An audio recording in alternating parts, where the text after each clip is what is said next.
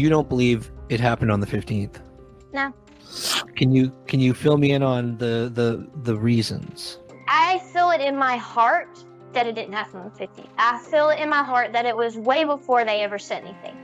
I've always felt deep in my heart that something happened before then. If not, they would have found her. Then Hunter would be completely lying about everything. Because that picture of her in the back of the car, she don't look alive. Imagine discovering that a missing child was never truly wanted, that before she was even born, her own mother desperately sought a late-term abortion. This is not speculation. It comes straight from a witness who lived inside the Wells world, who saw their daily chaos up close, years before little Summer vanished.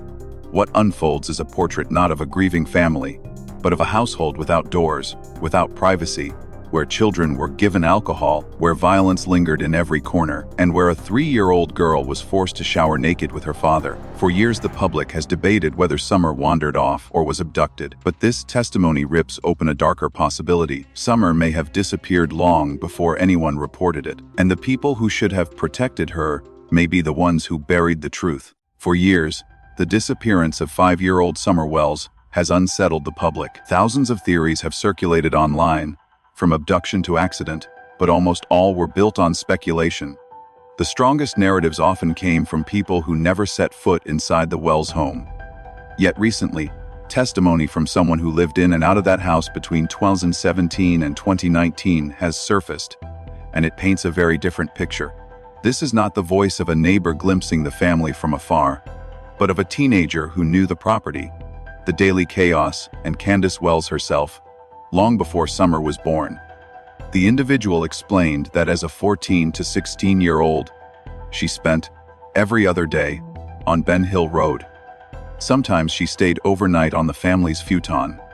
Her own relative lived for nearly 3 years in a camper on the Wells property after being evicted, and through that connection she became deeply entangled in the family's daily life.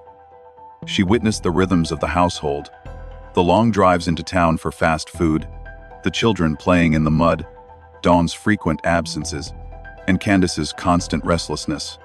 I was there, she later recalled, not looking through Facebook, but in the house, around the kids, all the time. What makes her testimony extraordinary is that she knew Candace before Summer even existed. Their friendship was close enough that they spoke about pregnancy together, and it was in that context that a shocking confession emerged. According to her, during Candace's pregnancy, she accompanied her to a doctor's office. There, Candace asked openly whether there was any place she could obtain a late-term abortion. The staff replied that Tennessee no longer permitted such procedures, and that the nearest options were in other states. The witness remembered her own disbelief.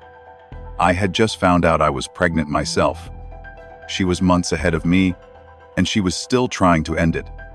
She didn't want that baby. This revelation has not appeared in mainstream reports. If true, it reframes the entire case. Summer, whose disappearance has been treated as an inexplicable tragedy, was never a child her mother welcomed. She was, from the beginning, a pregnancy Candace hoped to terminate. From day one, she wasn't wanted, the source reflected. And you could feel it later, in how things were at that house.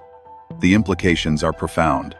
Psychologists have long documented the risks faced by children who are unwanted: higher rates of neglect, inconsistent parenting, emotional detachment. Observers of the Wells case have often puzzled over details that seemed out of step with the image of devastated parents. Why did interviews with Candace so often come across as detached, defensive, or oddly flat? Why did the children appear perpetually dirty, with no sign of structured routines? Why did meals consist largely of hurried trips to Burger King or food pantries rather than home-cooked care? In the light of this testimony, those questions gain a stark explanation: the absence of genuine attachment from the start. The reliability of the source rests on proximity. She was not recounting rumors picked up from online groups. She was describing memories formed inside the house, sitting on the couch, hearing arguments, watching children play. She did not meet Candace after tragedy struck.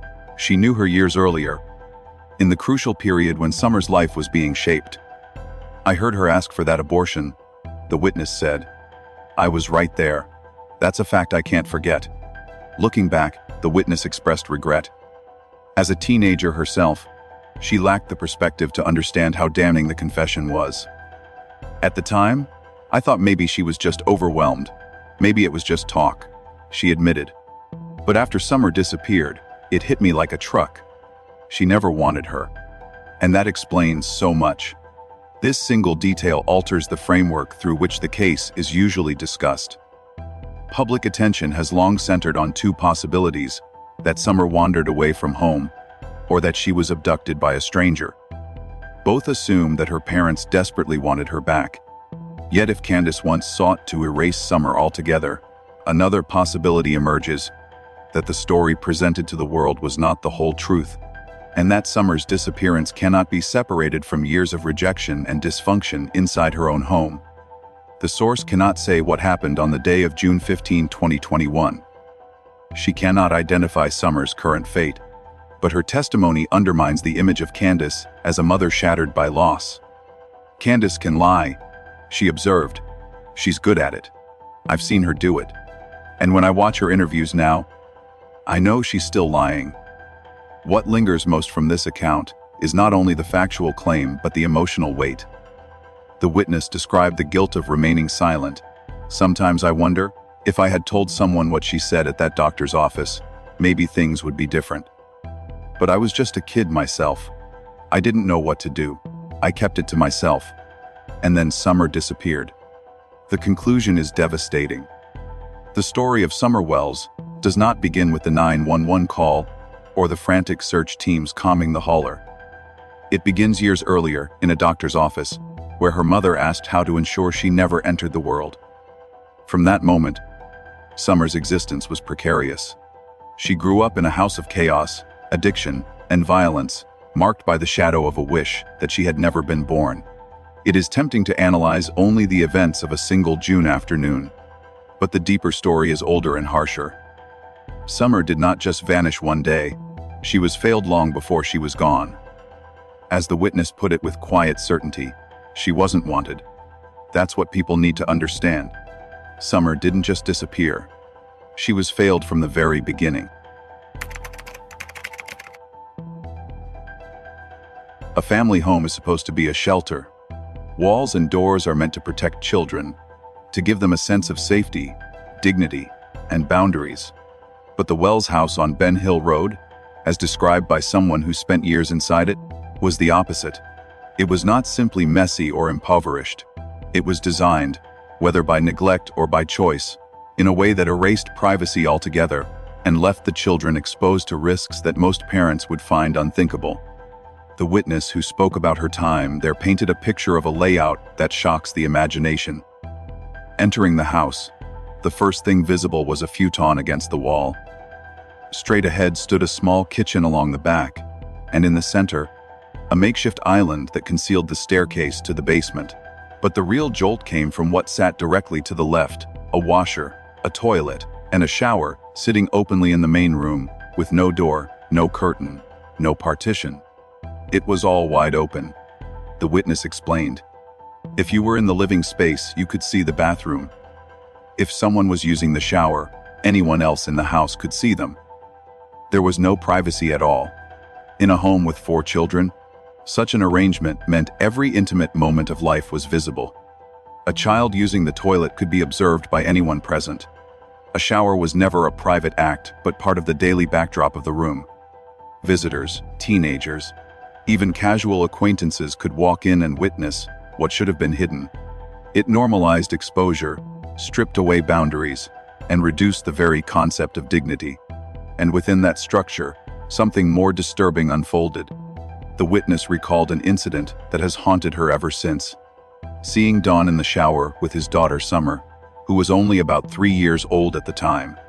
Because of the way the house was built, no door, no curtain, no division. It happened in plain sight. I saw it, she said simply. It wasn't hidden. It was right there.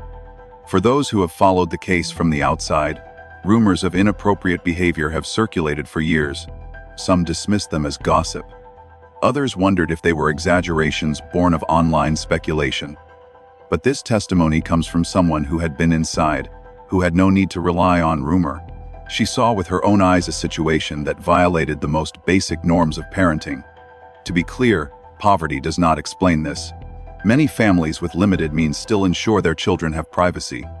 A curtain, a door, even a makeshift divider is within reach for anyone who cares to protect their children's dignity.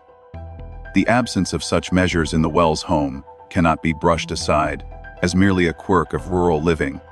It created an environment where acts that should have raised alarms were instead left unchecked, folded into the daily routine. "There's no excuse for it," the witness insisted. "People might say, oh, that's just the way they lived." But no, other poor families live differently too, and they still protect their kids. This was beyond that. It crossed the line. The basement where the children slept compounded the sense of unease. Accessed by steep steps tucked beneath the island, it was dark, cramped, and unwelcoming. The witness admitted she avoided it. "I didn't like going down there," she said. "It was just beds and nothing else. It didn't feel safe." She believed Summer did not even have a proper bed of her own, but instead shared space with her brothers in a kind of collective sleeping arrangement. In such a setting, privacy was non-existent, comfort minimal, and security absent. These details stand in sharp contrast to the public image the Wells projected. In interviews, they spoke of bedrooms and normal family routines. But the testimony from someone who actually lived in the house reveals a harsher reality: a basement crowded with children, a bathroom stripped of privacy, and a household where boundaries between adult and child blurred in ways that should alarm anyone. The significance of this account lies in how it transforms suspicion into substantiated memory. Many outsiders sensed something was off about the Wells' story. They questioned the detached tone of the parents in interviews, the constant inconsistencies. They wondered about rumors of inappropriate behavior, but could never verify them. Now, for the first time, a witness who was there confirms those suspicions. She described the moment not as hearsay, but as lived experience. "That's what people don't get," she said. "I'm not repeating gossip. I was in that house. I saw it happen." For investigators and the public, the implications are chilling. The risk to Summer did not come solely from the woods outside her door or from the possibility of strangers lurking nearby. The danger was woven into the very structure of her home and the actions tolerated within it. The absence of walls and doors was not just an architectural oddity. It was a metaphor for how exposed these children were in every sense. In environments like this, experts warn, children are at heightened risk of trauma. Lack of privacy can erode their sense of safety and autonomy. When combined with questionable adult behavior, it becomes fertile ground for harm. What the witness described is more than poverty. It is the systematic dismantling of boundaries that are supposed to protect children from exactly the kind of fate Summer may have faced. The story is unsettling, but it matters because it moves the discussion beyond speculation. Many had long suspected the Wells home concealed disturbing truths. Now, through the words of someone who lived inside, those suspicions crystallize into evidence of a house unfit for children. The Wells case has often been framed as a mystery that begins the day Summer vanished. But in reality, the warning signs were visible much earlier, etched into the very walls of the home she lived in. A bathroom with no door. A basement where children slept like afterthoughts. A father whose behavior, witnessed directly, shattered the line between appropriate and dangerous. When asked to summarize what she wanted people to understand, the witness did not hesitate. It was a house not meant for children. That's the truth. People think it was just messy, just poor. But it was worse than that. It was unsafe. The disappearance of Summer Wells cannot be separated from the environment in which she lived. Privacy, safety, and dignity were absent long before she went missing. And for the first time, a voice from inside that world has confirmed what many feared but few dared to say aloud. In most families, childhood is a time of rules, boundaries, and guidance. Even in households struggling with poverty, parents usually try to shield their children from adult vices, teaching them right from wrong and preparing them to navigate the world safely. But inside the Wells home, according to a witness who spent years there, the opposite was true. Instead of protecting their children, the adults blurred the line between childhood and adulthood in ways that placed the children at risk and normalized destructive behavior. The most disturbing accounts involve alcohol and banned substances. The witness, who was only 15 at the time, recalls being offered alcohol directly by Candace. "I was a kid," she said bluntly, "and they got me drunk in that house." What should have been a safe space became a place where teenagers were encouraged to drink, where the mother of 4 young children acted more like a reckless peer than a responsible adult. The behavior did not stop with visiting teens. Candace's own children were exposed to the same. The oldest boy, Josie, once threw a tantrum because his mother would not let him smoke her joint.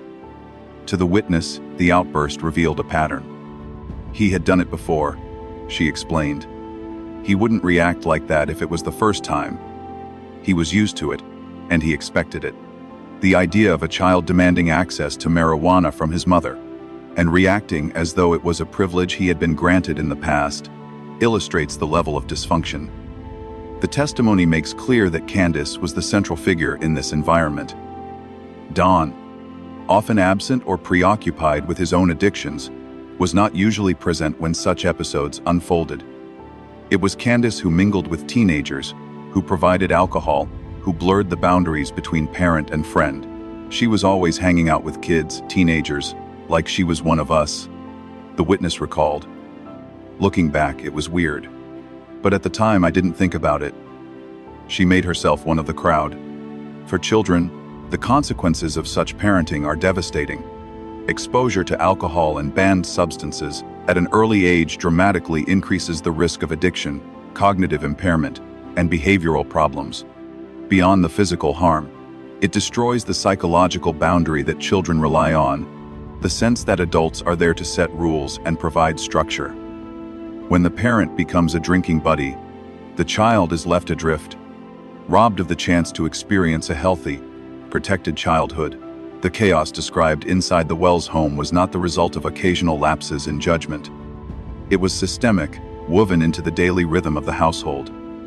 Meals were inconsistent, often fast food grabbed on the way back from town.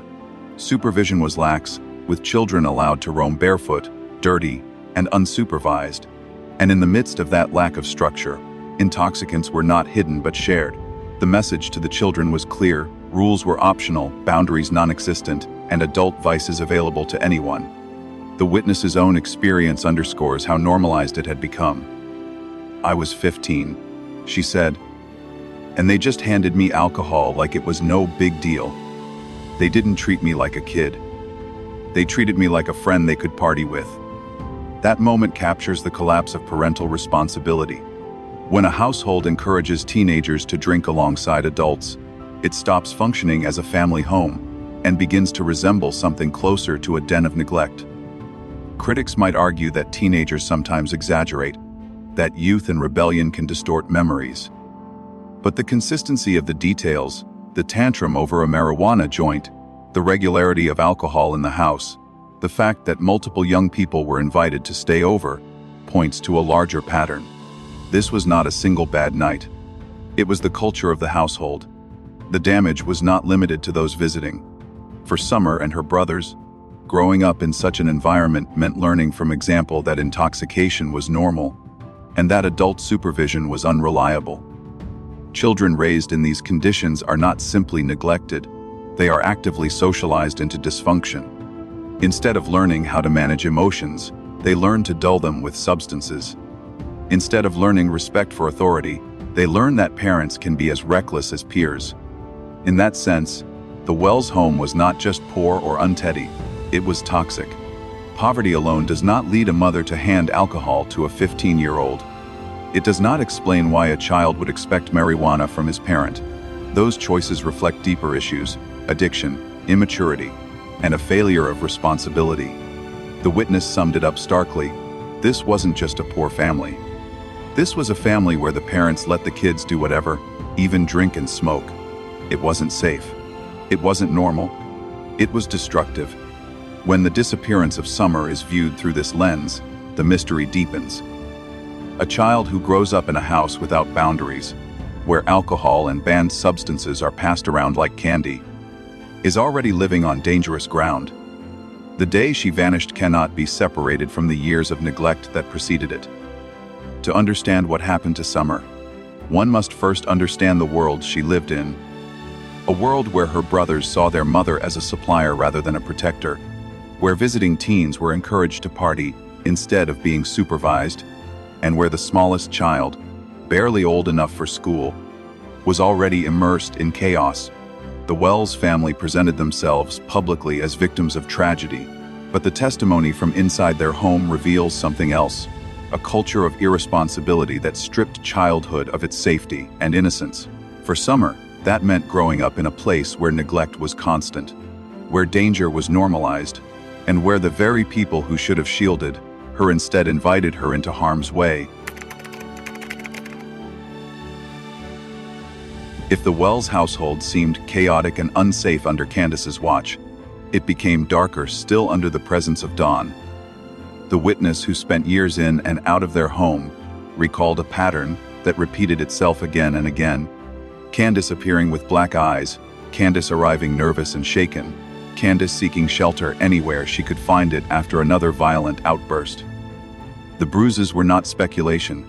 They were visible. I saw her with black eyes more than once. The witness explained. She wouldn't talk about it directly, but you could tell. She was scared. On one occasion, the situation became so tense that Candace gathered all of her children and fled to the witness's apartment.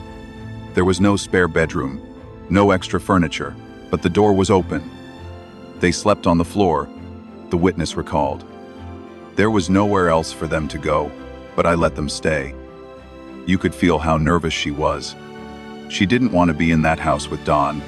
For 2 or 3 days, Candace and the children lived as temporary refugees, proof that whatever happened inside the Wells home had crossed a line so severe that Candace risked everything just to get out. And yet, she always went back. The cycle of violence and reconciliation is familiar to anyone who studies domestic social evils.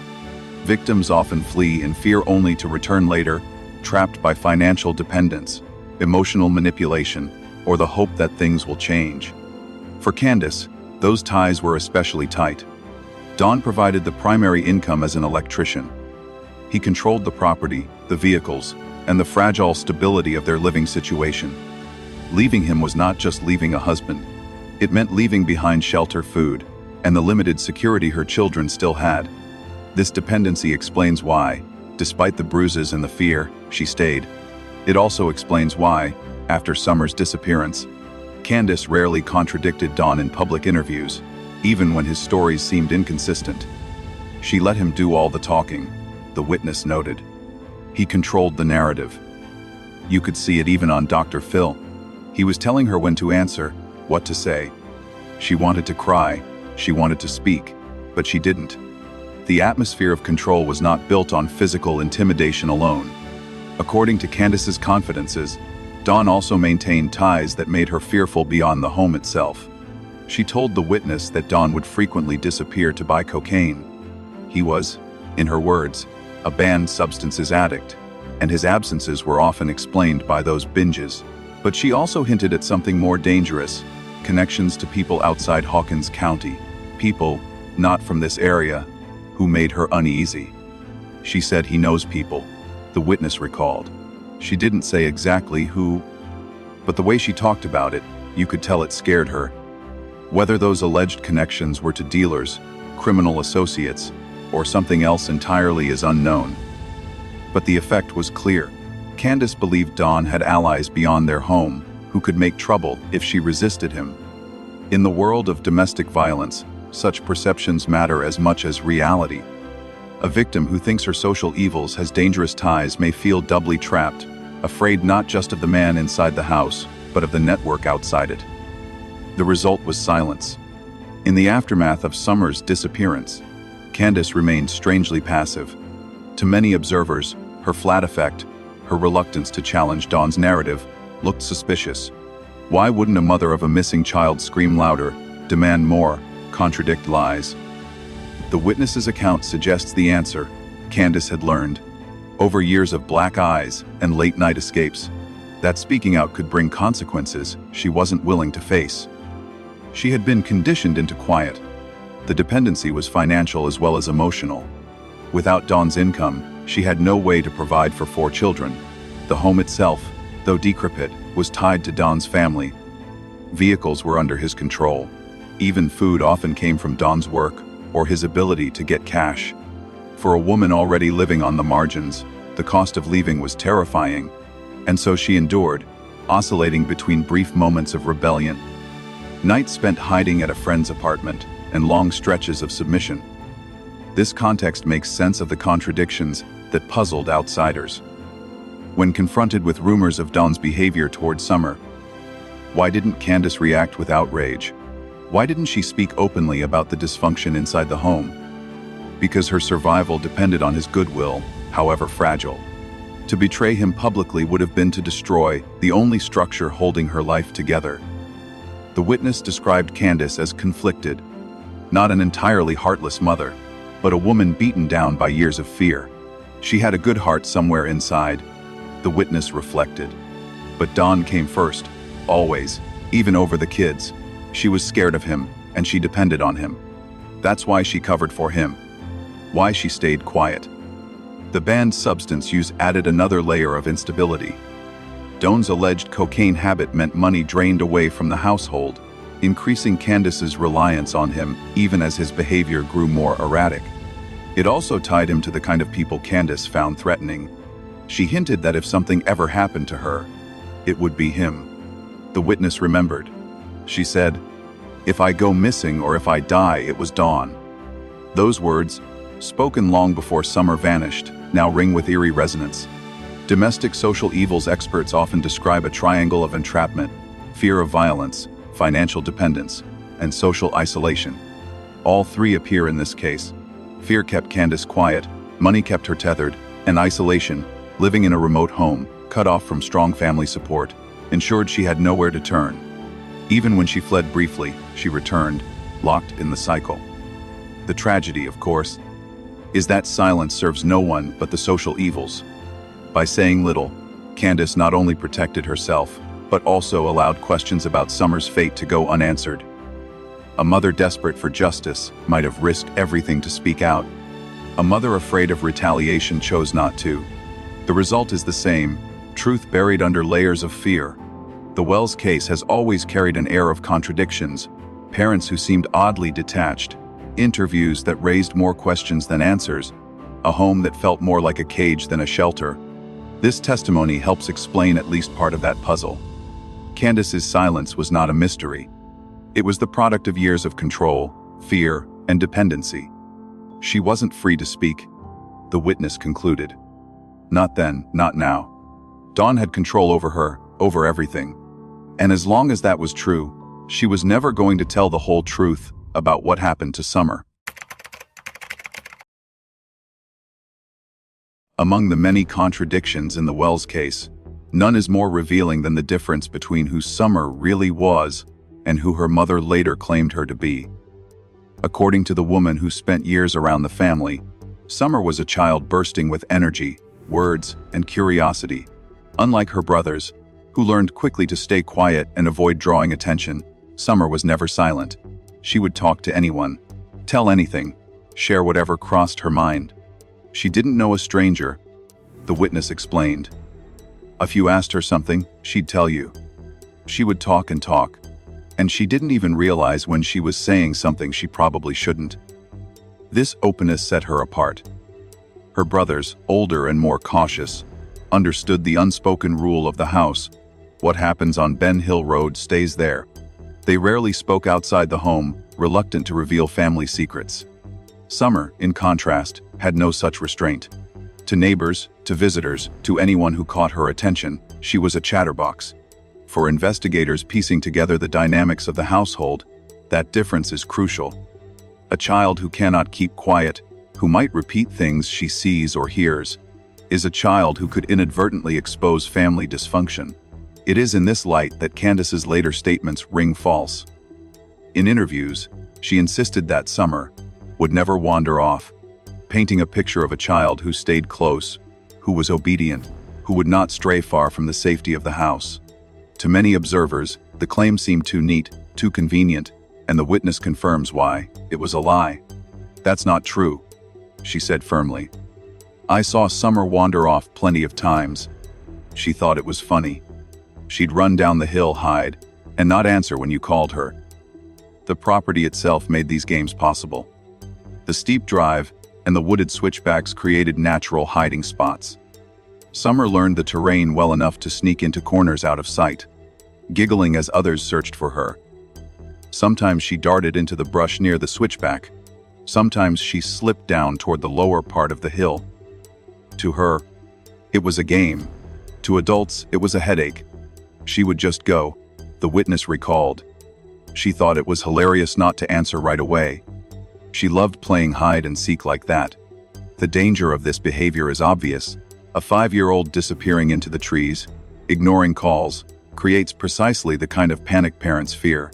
But inside the Wells household, it was treated as mischief, not as a serious safety risk. More importantly, Candace knew about it. She scolded her daughter when she finally emerged.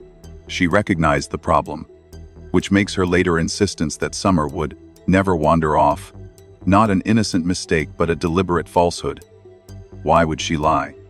The answer lies in narrative control. If the public believed that Summer never strayed, then the only possible explanation for her disappearance would be abduction. That storyline deflected suspicion from the parents, placing blame on an unknown outsider. But if it became known that Summer had a habit of running down the hill and hiding, then another possibility arises, that she wandered, got lost, or met with an accident on the property. Such a possibility would turn the spotlight back onto the Wells, exposing neglect and undermining their insistence on an abduction. The witness framed it plainly. Candace wanted people to believe someone came and took her. That's why she said Summer never wandered. But I know she did, because I saw it myself. This contradiction matters because it reshapes the investigation. If Summer had a history of disappearing into the woods around her home, then the simplest explanation for her disappearance is not abduction but continuation. She did what she had always done, only this time she did not come back. Whether that means she got hurt, became lost, or encountered someone on the property is unknown, but the foundation of the abduction theory crumbles. The irony is cruel. The very traits that made Summer vibrant, her curiosity, her openness, her playful mischief, may have contributed to the way her disappearance was explained away. By denying that she ever wandered, Candace attempted to overwrite the truth of her daughter's character. She transformed a talkative, adventurous child into a quiet homebody in the public imagination because that version suited the story she wanted to sell. The public, at first, accepted that version. News outlets repeated Candace's insistence. Commentators debated abduction scenarios.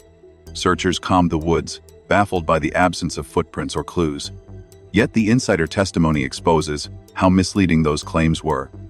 The real Summer was a child who often ran off, who turned hide and seek into a habit, who laughed at the frustration it caused.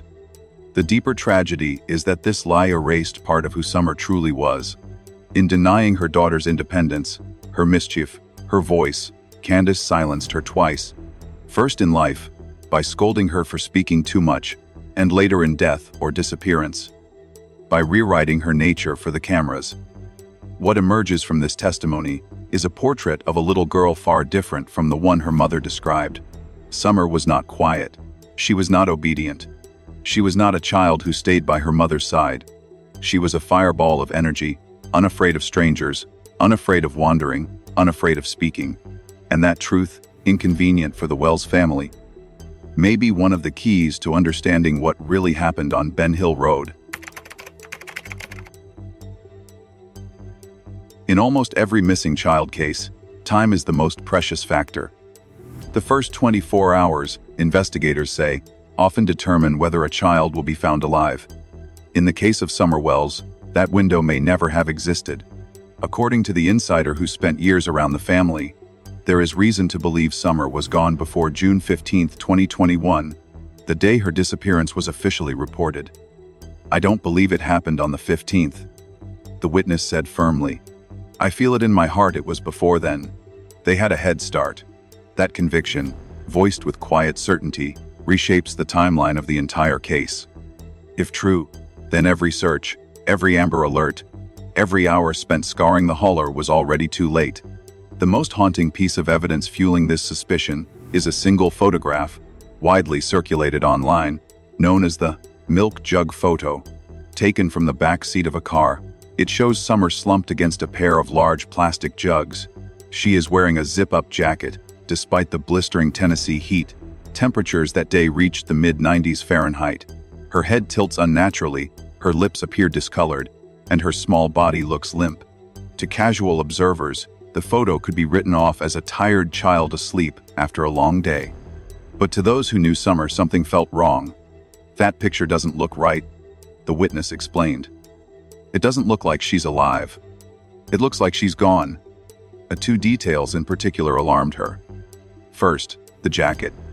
Why would a child wear an outer layer in such heat? If she had been swimming earlier, her skin should have been warm. The logical reaction to a 90-degree day is to remove clothing, not add more. Second, the mouth. Her lips were off, the witness noted. "People say it's from a slushie, but I don't buy it. I've seen kids drink slushies. This looked different." Medical experts consulted in other forums have pointed out that discoloration around the lips can suggest lack of oxygen. Combined with the limp posture and heavy clothing, the photo raises the disturbing possibility that Summer was not merely asleep but already unconscious, or worse, by the time the shutter clicked. The context of the day makes the image even more suspicious. The official story claims that on June 15, Candace took her mother to a doctor's appointment, picked up her friend's teenage son, and then took the children swimming. Afterward, they bought drinks at Sonic, picked up groceries, and returned home. According to this account, Summer was alive and well throughout the afternoon, and the photo was snapped during that sequence of errands. But the witness questions whether the entire timeline was staged. What if she was already gone before that? She asked. What if the picture was part of covering it up? If Summer had died earlier, whether from accident, neglect, or something more sinister, the family would have had motive to create a narrative that placed her alive in public places. The photograph, then, would serve not as proof of life, but as a prop in a carefully constructed story. The implications are staggering. If the disappearance occurred days earlier, or even hours earlier than reported, law enforcement was chasing shadows. Search teams combed the woods on the evening of June 15 and the following days, believing they were within the critical window. But if the child had already been gone, perhaps hidden or moved elsewhere, their efforts were doomed. The absence of scent trails, footprints, or viable leads could be explained not by the cunning of an abductor, but by the simple fact that the timeline itself was false. This theory also helps explain the strangely detached behavior of the parents. Both Dawn and Candace appeared inconsistent and unemotional in interviews, a contrast to the panic one might expect from parents who had just lost a child. If they knew Summer was already gone before the official date, their calmness was not the absence of grief, but the presence of foreknowledge. It also sheds light on why Candace clung so fiercely to the abduction narrative. If she admitted that Summer had a history of wandering, or that she might have vanished earlier, suspicion would shift squarely onto the family. By insisting on a single, dramatic moment of abduction on June 15, Candace preserved a story that placed responsibility elsewhere. The milk jug photo remains one of the most debated images in the case. To some, it is merely a snapshot of a tired child. To others, it is a silent cry from beyond, evidence that Summer was already beyond help when the world still believed she was safe. What gives weight to the darker interpretation is not just the image itself, but the testimony of someone who knew the child, who could tell the difference between peaceful sleep and something far more final. "I've looked at that picture 100 times, the witness admitted. "Every time, I come back to the same thought: she doesn't look alive." If she is right, then the tragedy of Summer Wells is compounded by another tragedy: the misdirection of time. Law enforcement, volunteers, and neighbors poured energy into a search calibrated to a day that may have already been irrelevant. The critical hours had passed before the first call was made. In missing child cases, investigators often repeat the mantra, the clock starts the moment the child disappears. If that clock for Summer began earlier than anyone admitted, then by June 15 it was already too late. The frantic searches, the helicopters, the dogs, the pleas, they were chasing echoes of a child who had already slipped beyond their reach. The Wells property on Ben Hill Road was not just a family home. It was an isolated compound, hidden in the holler, layered with strange features that now seem sinister in retrospect. To anyone unfamiliar with the landscape, it might appear to be nothing more than a rural patch of land. But to the witness who spent years walking its paths, the details told a darker story. This was a place where a child could vanish without a trace, a place designed, intentionally or not, to conceal the truth. The first detail she recalled was the bell line stretched across the driveway. They put a bell there, about a quarter of the way up, she explained. So if anyone drove or even stepped on it, the bell would ring in the house. At first glance, the measure seemed like nothing more than a rustic security system, a way to know when visitors were approaching. But in the context of Summer's disappearance, it takes on new meaning. An abductor unfamiliar with the property would have triggered the bell, alerting everyone in the house. For someone to sneak in undetected, they would have to know the bell existed and know how to avoid it. The implication is clear. If an outsider took Summer, it was not a stranger at all but someone intimately familiar with the layout. Then there was the shed. Perched on a split in the driveway, the small structure appeared ordinary from the outside. But inside, the witness noticed something unnerving, a false wall, creating a hidden compartment. It didn't look big enough from the outside, she said. But once you saw the wall, you realized there was more space in there than it seemed. Behind that wall, she recalled, were 55-gallon drums, large enough to store supplies or to conceal something far worse. She reported the discovery to authorities, uncertain if they ever investigated. The idea of a false wall in a shed on a property where a child went missing is disturbing enough. Combined with the drums, it conjures possibilities too grim to articulate. The strangeness did not end there. According to the family, Dawn's mother had been a doomsday prepper. Paranoid about societal collapse, she had filled and buried countless 55-gallon barrels around the property, stockpiling food and supplies for an imagined future crisis. She was a mega prepper, the witness said. She had barrels all around the perimeter of the house, buried underground. Even after her death, those drums remained hidden beneath the soil, their contents unknown. Some were said to hold canned food and dry goods. But the sheer number of them, combined with the secrecy of their placement, created a landscape riddled with potential hiding places. From a distance, the property looked like any other hillside lot, but beneath the surface it was a labyrinth. False walls, buried barrels, hidden compartments, these were not features of a normal family home. They were features of a compound where things could be stored, concealed, and forgotten. And on land like that, a 5-year-old girl could be hidden forever, leaving search teams scouring the wrong places. The witness herself believed this possibility. That property is huge, she said. It goes from the road up the hill and back down the other side. There are sheds, wells, places nobody ever looked. You could bury something there, and nobody would find it. Her voice carried the weight of lived knowledge, of someone who had walked the trails and seen the hidden corners. Searchers combed the woods with dogs and helicopters, but how thorough could any search be in such terrain? Even if cadaver dogs passed by, a false wall could block scent. A sealed barrel underground could contain its secret indefinitely. In that sense, the Wells property was not just the scene of a disappearance, it was the perfect cover for one. The more one considers these details, the more improbable the abduction story becomes. A stranger could not have known about the bell line. A passerby could not have guessed at the false wall in the shed. Only someone who lived there, or who had been shown the property, could navigate those obstacles without raising alarm. For investigators, the challenge is daunting.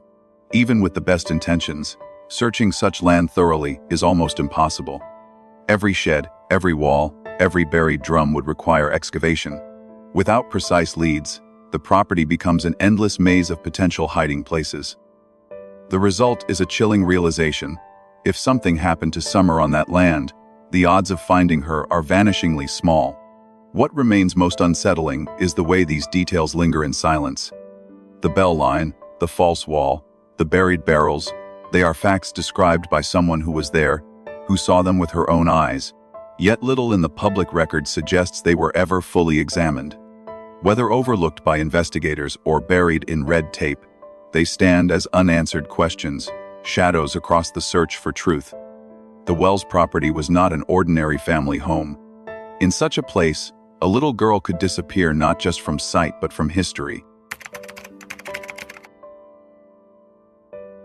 The question that hangs over the Wells case, perhaps more than any other, is the role of Candace.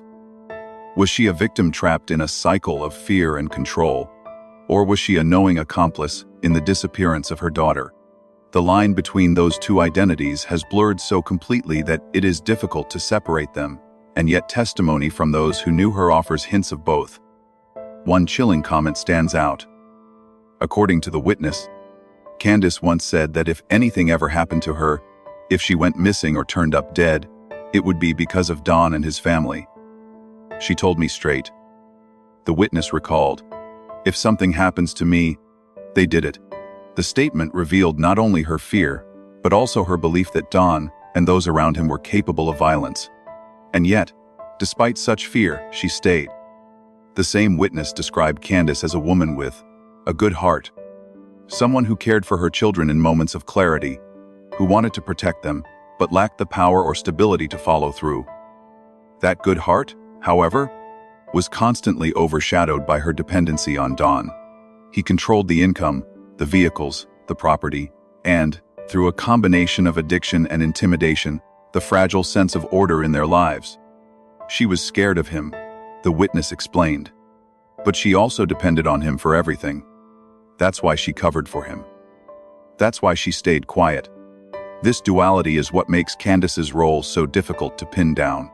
She bore the marks of domestic social evils, visible bruises, nervous demeanor, late-night flights from the house with her children. At the same time, she participated in the neglect and dysfunction, handing alcohol to teenagers, exposing her kids to chaos, and after Summer's disappearance, repeating narratives that shielded Dawn from scrutiny. Victim and enabler, mother and accomplice, the categories collapse into each other. Nowhere was this more apparent than in the Dr. Phil interview. Millions watched as Dawn dominated the conversation, speaking over Candace, telling her when she could answer. At one point he even prompted her with, "Go ahead, it's okay. Answer." Her body language told its own story, tense, hunched, her voice breaking as though she wanted to confess something but couldn't. Many viewers described her as a woman on the verge of disclosure, kept silent by the presence of the man beside her. It was a public performance of a dynamic those who knew her had seen many times in private. Don spoke, Candace obeyed. He set the narrative, she nodded. Whether about the bruises on her face or the disappearance of her daughter, her instinct was to align herself with him, even when the truth strained under the weight of the lie. Psychologists who study domestic violence often describe the phenomenon of traumatic bonding. Victims become tied to their social evils through cycles of fear, dependence, and intermittent kindness. The bond is paradoxical. The social evils is both the source of pain and the perceived protector against a harsher outside world. For Candace, Don was that paradox. He hurt her, frightened her, and yet he was also the provider she clung to, the person she believed she could not survive without. This bond helps explain why, after Summer vanished, Candace did not act like the stereotypical grieving mother who confronts the world with rage and sorrow. Instead, she acted like a woman who had already learned not to speak, who knew that crossing Dawn carried consequences. Her silence may not prove complicity in her daughter's disappearance, but it does reveal the depth of her fear. And yet silence itself is a form of complicity. By not speaking openly about Dawn's violence, by repeating the abduction narrative, even when it contradicted her own memories, Candace became a barrier to the truth. Whether out of fear or calculation, she protected the very man she once claimed might be responsible if she herself disappeared. The witness struggled with this contradiction. "I don't think she wanted to hurt her kids," she said. "She was harder on the boys than she ever was on Summer. But when it came to Don, she always put him first. She would cover for him no matter what." In that statement lies the heart of the dilemma. A mother who loved her children in moments, but who consistently chose loyalty to an abusive partner over loyalty to them. The tragic irony is that Candace may genuinely have wanted to tell the truth. The tears in the Dr. Phil interview, the rare admissions of fear to her friend, the nervous escapes from home, all suggest a woman who knew she was living a lie. But wanting to speak and being able to speak are two different things. Candace was trapped, not only by Don's control, but by her own dependence and fear of losing what little stability she had left. This leaves the public, and perhaps investigators, with an uncomfortable conclusion. Candace may be both victim and accomplice. She may have had no hand in whatever happened to Summer, and yet by silence and by denial she shielded those who did. She may have wished for truth, but by choosing survival, she became part of the cover. The Wells case is full of contradictions, but none is sharper than the contradiction embodied in Candace herself. A woman who once confessed, "If something happens to me, they did it." A woman described as having a good heart, but who handed alcohol to children. A mother who cried for her daughter on television while parroting the lines of the man who silenced her. In the end, the question is not whether Candace was victim or accomplice. The answer, tragically, may be both. When all the testimony, photographs, and contradictions are pieced together, three main scenarios emerge to explain what might have happened to Summer Wells. None of them can be confirmed without hard evidence, but each fits certain details, and each exposes the grim possibilities behind the official narrative. The first and perhaps simplest theory is accident followed by cover-up. According to this scenario, Summer was injured or killed by misadventure on the property, a fall, an encounter with dangerous equipment, or some other mishap. The Wells' home and land were littered with hazards, steep slopes, abandoned machinery, open wells, and a basement staircase so unsafe that even adults were hesitant to use it. The witness who spent years at the house confirmed the risks. "There were things down there kids should never have been around," she said. "Big equipment with spikes, tools, heavy stuff. If she ran off, she could have hurt herself bad. If an accident occurred, the family may have panicked. Don, with his history of banned substance use and fear of authorities, would have seen exposure as catastrophic. Rather than call for help, the theory suggests he disposed of the body, perhaps using one of the many hiding places on the property, the shed with the false wall, the buried barrels, or even a remote corner of the land. In this version, Candace's later insistence on abduction becomes a smokescreen, designed to protect both herself and Don from prosecution for neglect. The strength of this theory lies in its alignment with the environment. The property was dangerous, the parents reckless, and the cover-up consistent with their pattern of dishonesty. The weakness is that it requires assuming no one outside the family noticed the truth, and that the milk jug photo was either staged or misinterpreted. The second theory involves debt and dangerous associates. Don was known to disappear for stretches, allegedly to buy cocaine. Candace herself told the witness that Don knew people not from this area, and the way she said it carried unease. In rural banned substance networks, debts are common, and payment can take unusual forms. If Don owed the wrong people money, it is conceivable that Summer was used as collateral, either taken as part of a sick transaction or handed over under duress. If a debt was owed, maybe, the witness admitted reluctantly, "I wouldn't put it past them, depending how big it was." The strength of this theory lies in its ability to explain the absence of physical evidence. If Summer was removed from the property intentionally, searchers would never have found her. It also aligns with Candace's fear, her whispered belief that if anything happened to her, they did it, pointing to Don and his connections. But the weakness is motive. For all their dysfunction, there are signs that Candace at least cared about her children in moments of clarity. Would she truly have allowed her daughter to be used in such a way? Or was she simply too afraid to stop Don if he chose it? The debt theory remains plausible, but chilling, because it requires accepting that Summer was treated as an object rather than a child. The third theory is deliberate staging, a disappearance manufactured before it was reported, with a timeline crafted to mislead.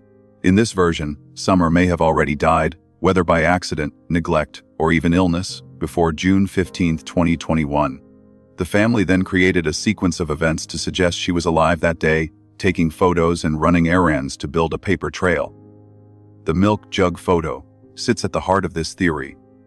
The limp body, the jacket in 90-degree heat, the discolored lips, details that look less like a sleeping child and more like one already unconscious.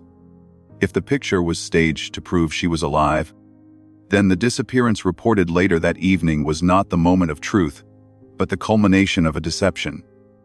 The strength of this theory is that it explains the inconsistencies in Candace's story and the odd behavior of both parents afterward.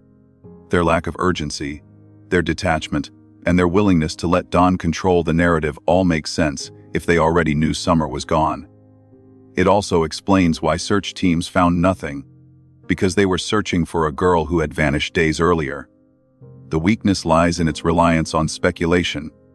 Without hard forensic evidence, the photograph remains open to interpretation, and the timeline remains, officially at least, unchallenged.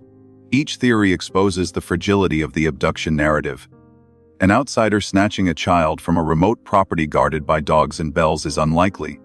Far more plausible is that the truth lies within the Wells family itself, whether through accident concealed, debt repaid in horror, or a disappearance staged to protect the guilty. The witness who lived among them does not claim to know which is true. "I believe it was an accident," she admitted. "Something happened. They got scared, and they covered it up." Her instinct favors the first theory, shaped by her knowledge of the hazards around the house and Dawn's controlling nature. But even she acknowledges the possibility of the others. What matters most is the realization that all three scenarios share one conclusion: Summer's fate was not random. It was the product of the environment she lived in, the dangers tolerated, the addictions indulged, and the silence enforced. Whether by accident, by debt, or by deliberate deception, she was lost in a household already primed for tragedy. And until someone inside that house speaks the full truth, the world is left with theories, each plausible, each horrifying, each a reminder that the real mystery is not how a stranger stole Summer, but how the people closest to her allowed her to disappear. The story of Summer Wells has been told and retold as a mystery of disappearance, a little girl swallowed by the hills of Tennessee. But the testimony of those who knew the family reveals something far more disturbing. This was never just the case of a child who vanished without explanation. It was a chain of failures, of violence, of lies, a tragedy years in the making. The pieces line up with chilling clarity. A mother who once sought a late-term abortion, signaling from the beginning that her daughter was unwanted. A home without doors or privacy, where a father could cross boundaries in full view. A culture where alcohol and banned substances were shared with children and visiting teens, blurring the line between parenting and corruption. A girl who spoke too freely, who loved to wander, whose mother lied to erase that truth in order to preserve the abduction narrative. A photo of a limp child in a hot car, wearing a jacket in 90-degree weather, lips discolored, raising the possibility that she was already gone before anyone dialed 911. A property riddled with bells, false walls, and buried barrels. A prepper's playground and a searcher's nightmare. Taken together, these details form not a single shocking twist, but a relentless pattern. They reveal a household where danger was normalized, where secrecy became survival, and where silence served as both shield and weapon. They explain why Candace rarely speaks, why Dawn controls the narrative, and why law enforcement has struggled to penetrate the fog. The question is no longer how Summer disappeared, but how she survived as long as she did in such an environment. What this case exposes is bigger than one family. It is a mirror held up to the failures of society, the neighbors who looked away, the agencies that hesitated, the culture that excuses dysfunction until it ends in tragedy. Summer's disappearance is not just a private horror, it is a public indictment. A child lived in danger, and the warning signs were visible long before she was gone. For those who care about justice, the message is simple. Summer Wells deserves more than headlines, more than speculation, more than the silence that has defined her story. She deserves truth, and so do all the children still trapped in homes where violence, neglect, and addiction are disguised as family life. The case remains unresolved, the answers buried beneath layers of fear and deception. Search teams scoured the land, but the most important excavation may not be physical. It is the excavation of silence, the courage to speak against control, the willingness to confront what others prefer to leave hidden. The witness who came forward has already broken part of that silence. By telling what she saw, she has lifted the veil on a house that was never meant for children and a family dynamic built on fear. But one voice cannot carry the weight alone. For Summer's story to end in justice rather than oblivion, more must be willing to speak, to act, to dig. And so the final question lingers, heavy and unresolved. If the truth is buried forever in the ground of Ben Hill Road, in false walls, in empty sheds, in barrels sunk into the soil, who will be the one to dig it up?